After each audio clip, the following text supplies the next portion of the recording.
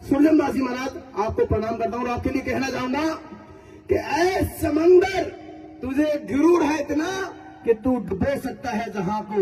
ऐ समंदर तुझे गुरूर है इतना कि तू डुबो सकता है जहां को। जरा इन संतों की आंखों में देख, इन्होंने आंखों में ही डुबो रखा है समंदर।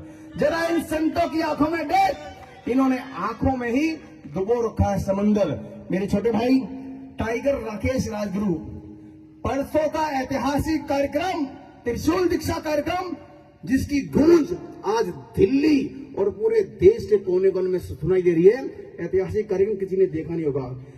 तमाम तरह के दबाव के बावजूद न जाने कितने दाना उस कार्यक्रम को रोकने का प्रयास कर रहे थे। उस ऐतिहासिक कार्यक्रम को सफल बनाने वाले मेरे भाई टाइगर राकेश राजगुरु, आपको भी नमन, इनकी माता को नमन, इनके पूरे परिवार को नमन, जो दोनों भाई देश और धर्म के लिए 24 घंटे हर सेकंड तन मन धन और गन से भी तैयार खड़े हैं। इनके लिए भी जोरदार तालियां टाइगर राकेश राजगुरु। मंच पर विराजमान तमाम सभी अतिथियों को, संतों को, महापुरुषों को मैं नमन करता हूं जो गोरक्षा के लिए, देश और धर्म के लिए समर्पित हैं। और आने वाली इस महापुरुष जनता को भी मैं प्रणाम करता हूं, झुका के नमन करता हूं कि आप इतनी भयंकर सर्दी में भी और अपनी स्वयं की प्रेरणा से अपने देश के लिए कुछ सोचते हैं, आप अपने धर्म के लिए कुछ सोच रहे हैं, आप अपनी मातृभूमि के लिए सोच रहे हैं। और जो धर्म परिवर्तन करके जा चुके हैं, उससे होने वाले भविष्य के खतरे को समझते हुए स्वयं की प्रेरणा से आप इस कार्यक्रम में आए। आप सभी को भी साधुवाद, प्रणाम। और इस मंच के माध्यम से मैं चेतावनी देना चाहूंगा उन जिहादियों को, उन गौ हत्यारों को, उन धर्मांतरण करने वाले उन पादरियों को जो हमारे इलाके में हमारा नाम सुनते ही अपनी पैंट गीली करते हैं। 10 से ज्यादा ऐसे दुष्ट दाना पादरी जिनके गांव में हम गए तो वो डर के मारे अपने गांव, अपने घर छोड़कर भाग गए, क्योंकि इन्हें पता है कि जो सनातन धर्म की रक्षा का संकल्प करते हैं वो सिर पे कफन बांध के चलते हैं। और जब सिर पे कफन होता है देश और धर्म की रक्षा का, तो सामने कोई भी खड़ा हो, चाहे वो दुष्ट हो, राक्षस हो, दानव हो, कोई अधिकारी हो, मंत्री, एमपी, एमएलए, कोई भी हो, किसी की वो परवाह नहीं करता। क्योंकि हमारे लिए सबसे बड़ा मंत्र धर्मो रक्षति रक्षते है। क्या है? धर्मो रक्षति। सभी बोलेंगे सारे बोले धर्मो, हाथ उठा के बोले धर्मो रक्षति रक्षते। इसका मतलब है जो धर्म के मार्ग में चलता है, धर्म उसकी रक्षा करता है। जानते हैं आप, ये सच्चाई है। मैं प्रैक्टिकल आपके सामने अनुभव कर चुका हूं, इसको हासिल कर चुका हूं। उन्हें बोलिए एक बारी धर्मो, माता जी बोलेंगे धर्मो रक्षति। जिनके हाथ है वो हाथ उठाएं, जिनके हाथ नहीं है वो चले जाए। यहाँ बोलिए धर्मो रक्षति रक्षते। हम धर्म को मानने वाले, हमें सिखाया गया जो धर्म के मार्ग में चलता है धर्म उसकी रक्षा करता है। कैसे? मैं 100 से ज्यादा बार मर चुका हूं, जिंदा लाश आपके सामने खड़ा हूं। 20 बार गोली चल चुकी है मेरे पर, 100 से ज्यादा बार ये धर्मांतरण वाले पादरी, तो हत्यारे, जिहादी गाड़ियों को टक्कर मार के पलट चुके हैं, लेकिन खरोच नहीं आई।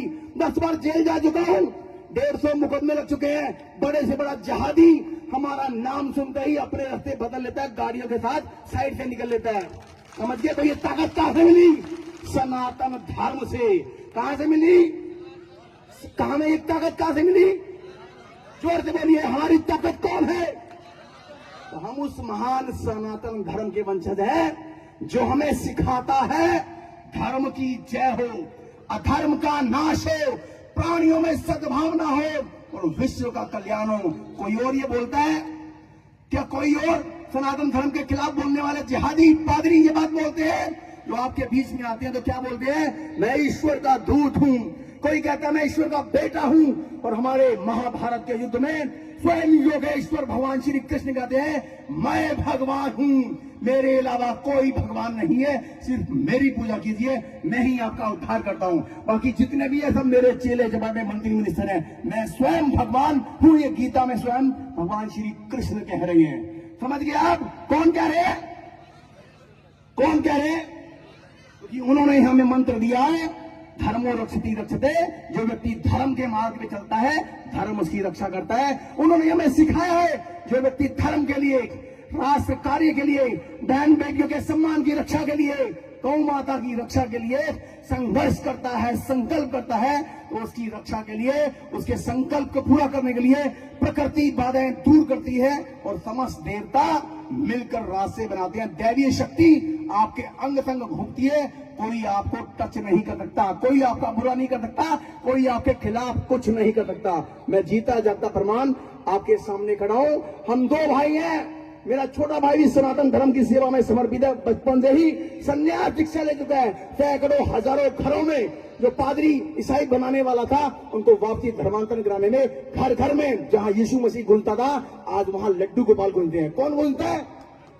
लड्डू गोपाल घूमते हैं। और लड्डू गोपाल की सुबह शाम आरती होती है, पूजा होती है, उनको भोग लगा के अपने घर के वातावरण को शुद्ध किया जाता है। क्या वहां पर ऐसा होता है? कोई कर सकता है आपके साथ ऐसा? मैं आपसे कहना चाहता हूं कि जब तक धरती पर गौ माता का रक्त गिरेगा, तब तक भय, भूख और आतंक रहेगा। जब तक धरती पर गौ माता का रक्त गिरेगा, तब तक भय, भूख और आतंक रहेगा। अगर चाहिए दुनिया में शांति, तो गौ माता की रक्षा करनी होगी। सशस्त्र क्रांति, सशस्त्र क्रांति। जब तक धरती पर धर्मांतरण का दानव रहेगा, तब तक भय, भूख और आतंक रहेगा। जब तक धरती पर भय, भूख और आतंक रहेगा, तब तक भय, भूख और शांति के लिए आपको करनी होगी सशस्त्र क्रांति। तो मेरा कहने का सिर्फ इतना भाव है, हम लोग सनातन धर्मी हैं, जिन्हें सिखाया गया है चींटियों को आटा डालो। क्यों? क्योंकि चींटियां धरती को उपजाऊ करती हैं, हमें अन्न उत्पादन करने में मदद करती हैं। हमें सिखाया गया है मछली को पानी में आटा डालो, क्योंकि मछली जल में ऑक्सीजन पैदा करती है। क्या करती है? जोर से बोलिए। मछली जल में क्या पैदा करती है? बहुत ही जोर से बोलिए। मछली जल में क्या पैदा करती है? ऑक्सीजन। हम लोग पीपल को पानी देते हैं, क्योंकि पीपल रात को ऑक्सीजन पैदा करता है। पीपल क्या करता है रात को?